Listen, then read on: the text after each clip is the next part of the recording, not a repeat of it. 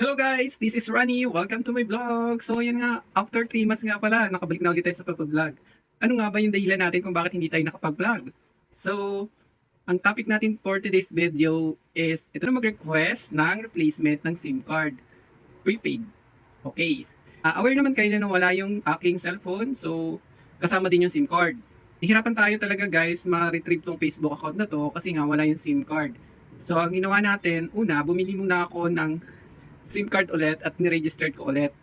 Nakakreate naman tayo ng GCash account pero later on hindi rin natin ma-open ulit, nagkakaroon ng error. Siguro ang problema noon is duplication. Duplication siguro ng account. Same kasi yung requirements na sinabit ko doon. So possible yun yung nakikita ko. So yun nga, wala sana tayong plano mag-request ng replacement ng SIM card.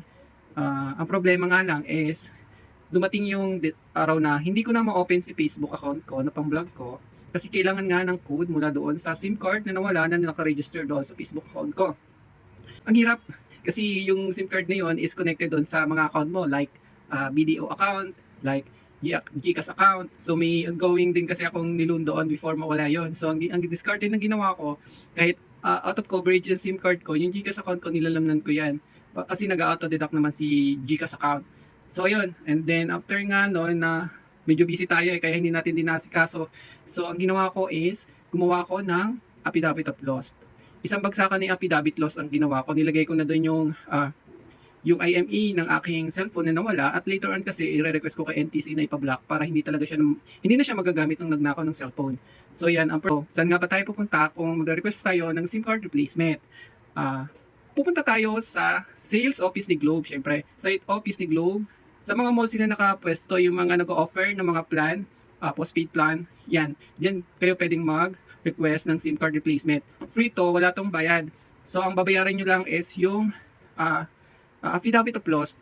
Nagbayad ako ng 200 pesos sa private attorney, pero try nyo sa mga public. Not sure kung magkano, pero feeling ko mas mura. So, yan nga, pumunta ako doon sa sales office ng Globe. Iniscan ko yung QR code nila para i-registered.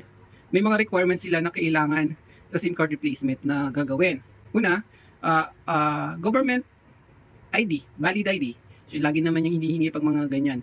So, nag-provide ako ng picture ng valid ID and then picture din ng affidavit of loss kasi i-upload mo yun doon sa apps na in-scan mo ni Globe. So, ayan. After nyan, is maghihintay ka muna ng mga ilang minuto bago ka tawagin. And then, pag tinawag ka naman doon sa counter ng stop ni Globe, may mga follow-up question yan.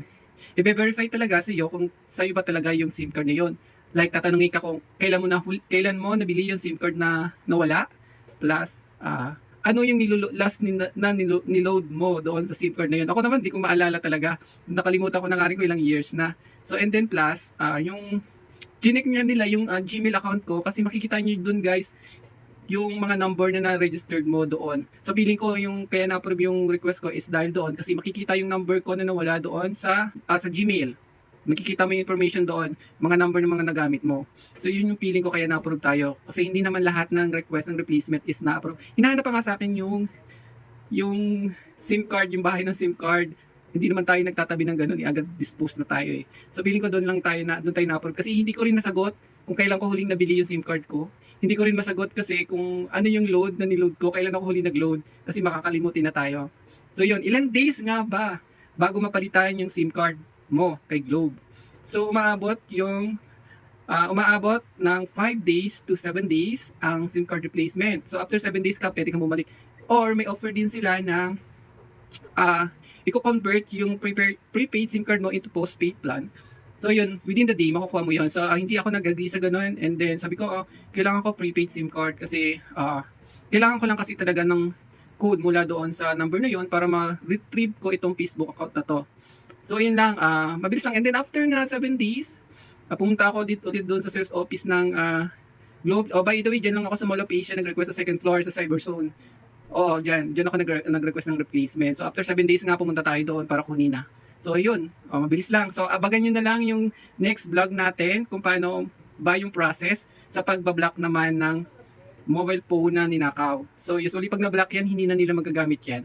So yan, inabangan ko lang din yung confirmation ni NTC. So ayan, hanggang dito na lang ang ating vlog. Bye!